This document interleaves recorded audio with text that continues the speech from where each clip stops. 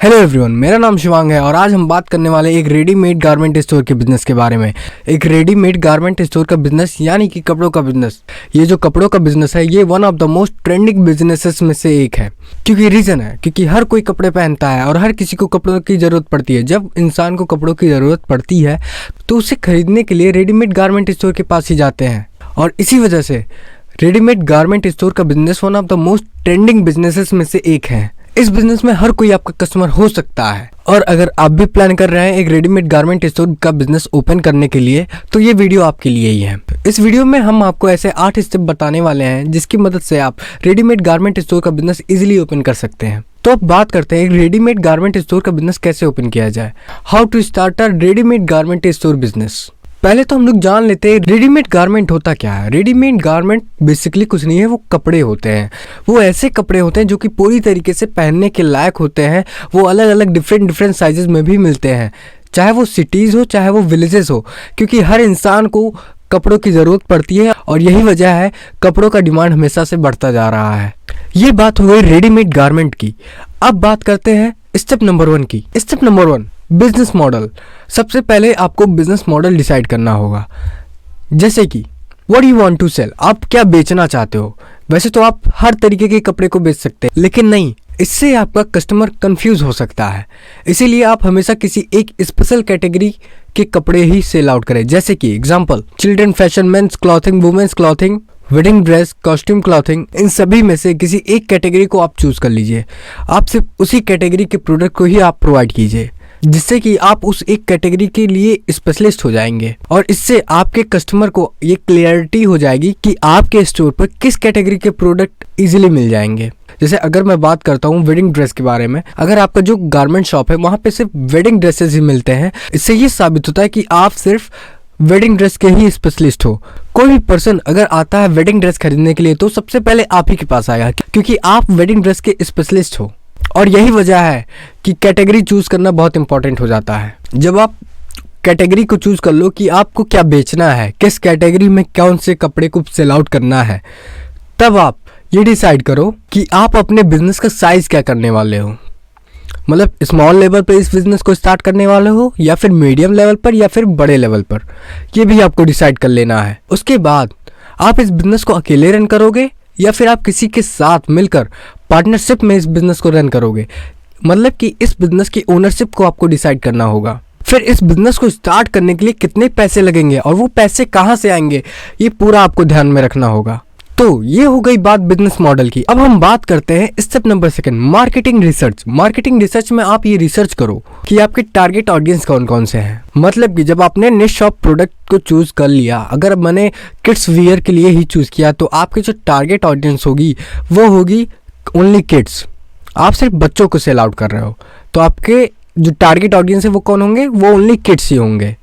तो आप अपनी टारगेट ऑडियंस को डिसाइड करो और ये भी रिसर्च करो कि आपके एरिया में कौन कौन से आपके कंपटीटर हैं। जैसे अगर आप किड्स वियर का ही क्लॉथ सेल आउट कर रहे हो तो क्या और भी गारमेंट के शॉप वहाँ है जो कि किड्स वियर को सेल आउट करते हैं, ये भी आप नोट बनाओ। आपके एरिया में कंपटीटर होना एक बहुत ही अच्छी बात होती है। इससे आपको ये पता चलता है कि आपके प्रोडक्ट की डिमांड मार्केट में है। अब ये बात हो गई मार्केट रिसर्च की। अब बात करते हैं step number 3। Step number 3, location.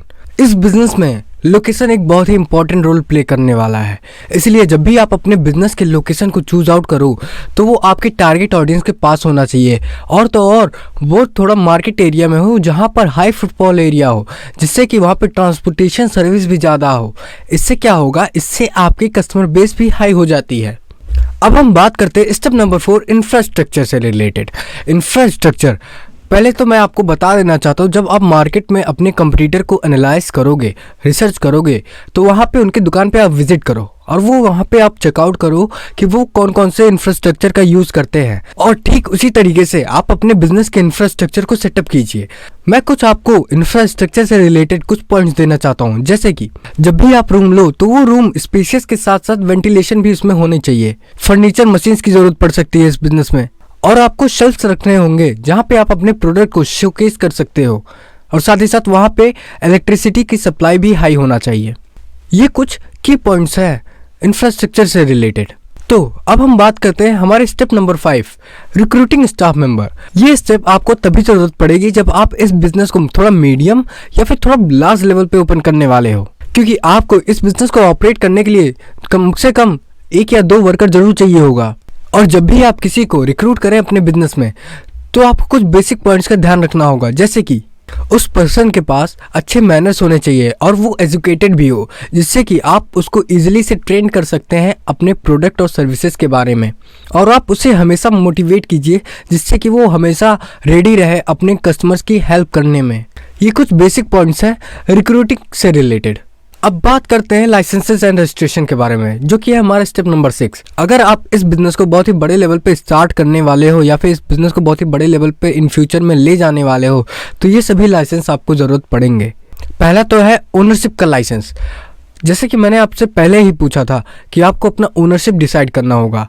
Ownership licence लेने के लिए आपको अपने बिजनेस को रजिस्टर कराना होगा आरओसी के साथ, चाहे वो प्रोप्राइटरशिप में हो या फिर पार्टनरशिप फर्म में या फिर लिमिटेड लायबिलिटी पार्टनरशिप फर्म में या फिर प्राइवेट लिमिटेड कंपनी में या फिर 1 पर्सन कंपनी में। इन पांचों में से आप किसी एक में अपने ओनरशिप को रजिस्टर करा सकते हो। फिर आपको जीएसटी लेना पड़ सकता है। जीएसटी तभी लेना पड़ेगा जब आप इस बिजनेस को बड़े लेवल पे करने वाले हो और आपका टर्नओवर 20 लाख से ऊपर हो।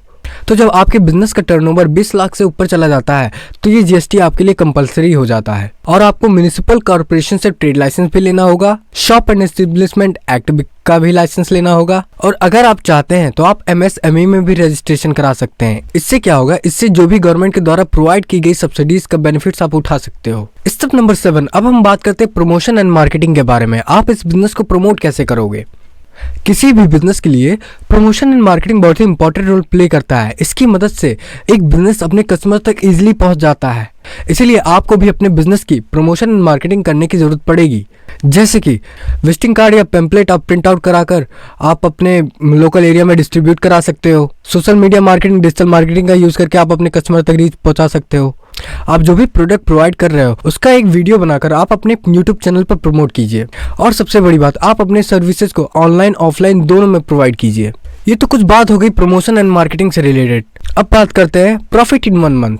एक महीने में कितना प्रॉफिट हो सकता है। इस बिजनेस में आपको मार्जिन 25 से 50% के बीच में ही मिलता है। तो अगर हम एवरेज मार्जिन 37% मतलब 37% मान के चलते हैं और हमारे बिजनेस का मंथली टर्नओवर लगभग 5 लाख रुपए है, तो इस हिसाब से एक महीने का जो रेवेन्यू हुआ वो लगभग 5 लाख रुपए का हुआ। अब जब रेवेन्यू 5 लाख का है तो इसमें से 37% हमारा प्रॉफिट है। 5 लाख का 37% लगभग 1,85,000 होता है। तो मतलब कि आप एक महीने में लगभग 1,85,000 मतलब नियर अबाउट 2 लाख का प्रॉफिट इजीली जनरेट कर सकते हो। अब ये तो बात हो गई प्रॉफिट से रिलेटेड। अब हम बात करते हैं इक्विपमेंट से रिलेटेड। इक्विपमेंट रिक्वायर, इस बिजनेस में कौन कौन से इक्विपमेंट रिक्वायर हो सकते हैं। Product shelf, counter, computer and printer, bill machine, furniture, lights and decor, इन सभी को मिलाकर 1,68,000 का लगभग इन्वेस्टमेंट आपका लग सकता है सिर्फ और सिर्फ इक्विपमेंट्स में। तो नेक्स्ट अब हम बात करते हैं इन्वेस्टमेंट रिक्वायर के बारे में। इस बिजनेस को स्टार्ट करने के लिए लगभग कितने इन्वेस्टमेंट की जरूरत पड़ सकती है। Security deposit 50,000, rent for the shop 10,000, digital marketing 10,000, registration licences 20,000, marketing collaterals 10,000, equipments 1,68,000, salary to worker 20,000, raw materials near about 2 lakhs। तो टोटल मिलाकर लगभग 4,88,000 का आपका इनिशियल इन्वेस्टमेंट लग सकता है इस बिजनेस को स्टार्ट करने के लिए। तो अगर आप इस बिजनेस को स्टार्ट करने वाले हो तो लगभग आपके पास 5 लाख का बजट होना चाहिए। So thank you everyone. अगर आपको ये वीडियो पसंद आया है तो इस वीडियो को लाइक कीजिए। अगर आप हमारे चैनल पर नए हो तो इस चैनल को सब्सक्राइब कीजिए। So thank you, have a nice day.